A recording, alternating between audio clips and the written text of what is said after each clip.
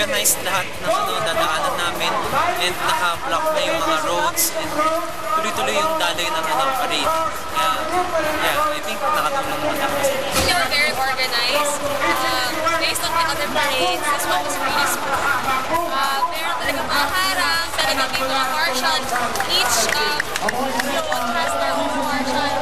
Sa akin, may naka-assignment sa akin. So, alam kong safe to safe ako here kasi kahapon pa lang, they were really prepared already kasi alam nila, a lot of people are going here sa Baguio during our festival. Kaya they were really keen on the crowd. Kaya nakita mo talaga, walang nag-stop, walang gumugog.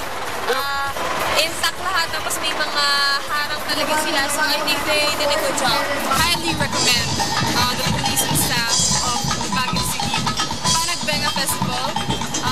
The festival is very organized, very clean, and especially like June and I have been to a lot of festivals around the Philippines. Sobrang nakatulong yung mga police kasi yung crowd is talaga hindi sila nakakatakbo sa loob ng parade. Siyempre po, ngayon nagkakaisa po tayong lahat para po ma-enjoy po ng mga tao at mga turista yung mga festival po ng Pinay.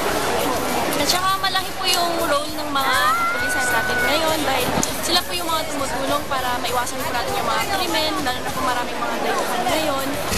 Ano naman kaya ang masasabi ng ating mga kababayang dumayo sa selebrasyon? Ang napansin ko nga po yung ating peace dito, napakatahimik ng Baguio. Kahit either napakaraming tao, ay kita mo lahat ay magkakaibigan, lahat ay napaka-peaceful. Nakikita ko yung sa lahat ng lugar na nadaanan namin, ang mga pulis ninyong nandiyan nakakalat. Ibig sabihin, talagang mayroong visibility lagi. Ano? And then, ang observation namin dito, okay naman yung kanilang traffic, and then yung criminal case, wala naman ako na-observe na mga dito, katulad ng magnanakaw or what. Siyempre po, nakakatulong yung mga pulis sa pag-a-assist ng mga tao rin po na nanonood dito para po ma-organize yung Panagbenga po. Sa tingin ko po, napakaganda at napakalaking bagay po ng nagawa ng ating mga pulis at ng kanilang mga force multipliers para po sa pagpapanatili ng kaayusan at kagandahan po ng flow ng ating float parade. Although hindi naman 100% na nawawala or nauubos or nalilesen yung mga pandurukot, pero at least natatakot yung mga gumagawa ng masama dahil may mga pulis na nagsusulang sa community ng Baguio. At ng mga turista.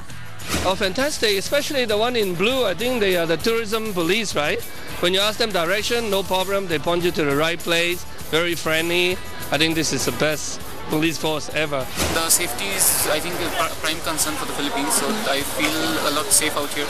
No, I don't expect any untoward incident. Ang production team ng Police at Your Service ay tumutok hanggang sa huling venue ng parada sa Athletic Bowl. Libo-libong tao ang sumaksi.